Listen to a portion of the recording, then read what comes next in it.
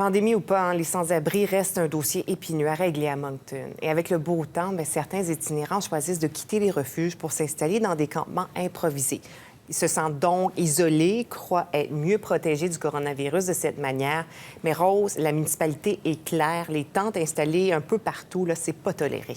Ce ne sera pas toléré cette année parce que la situation est différente que l'année dernière. Cette année, on a 2 refuges fonctionnels à Moncton et on traverse une crise de santé publique importante.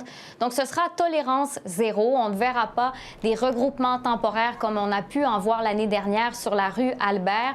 S'il y a ce type de campement, s'il y a quelques tentes de regrouper, la Ville s'engage à déplacer ces personnes. La loi le permet. Et la municipalité, Karine, compte sur l'aide de 2 paliers de gouvernement. D'une part, le gouvernement provincial qui s'est entendu avec chaque refuge sur un plan d'urgence en cas si un résident contracte la COVID-19. Et le gouvernement fédéral, d'un autre côté, a offert 650 000 $ au refuge de Moncton pour les aider à traverser cette pandémie. Voici à ce sujet une porte-parole de la municipalité. L'endroit idéal où il faut se retrouver, c'est dans un refuge. L'option d'être dans la rue, c'est pas une option favorable en aucun temps, que ce soit l'hiver, l'été, pandémie ou pas de pandémie. Le ministère du Développement social a quand même élaboré un plan avec et pour les refuges dans la province. Et ils ont même des dispositions en place dans l'éventualité où il y aurait peut-être besoin d'isoler un ou plusieurs individus. Donc, je pense qu'il y a du beau travail qui a été fait.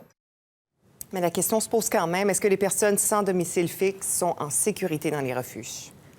Mais selon les partenaires à qui on a parlé sur le terrain, oui, les refuges sont sécuritaires. Il y en a même qui ont prévu des salles d'isolement pour des résidents qui auraient contracté la COVID. Il y a la clinique Salvus aussi à Moncton qui se rend plusieurs fois par semaine dans ces refuges pour tester les résidents.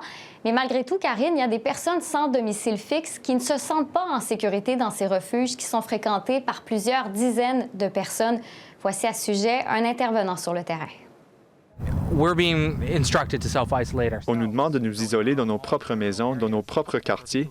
Et pour les gens qui n'ont pas de chez eux et qui se trouvent dans un endroit bondé avec 40 à 50 autres personnes, on ne peut pas lutter contre leur volonté de s'isoler là où il n'y a personne d'autre, où ils se sentiraient en sécurité et sauraient qu'ils ne seront en contact avec personne.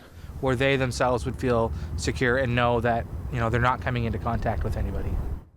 Et par ailleurs, Karine, je vous mentionne que Trevor Goodwin, qu'on vient d'entendre, il est en accord avec la décision de la Ville de ne pas tolérer ces campements cette année, mais il met en garde les autorités. On aura un problème d'accès au logement abordable dans les mois à venir parce qu'il y a une crise économique qui suit cette crise de santé publique. Merci beaucoup, Rose.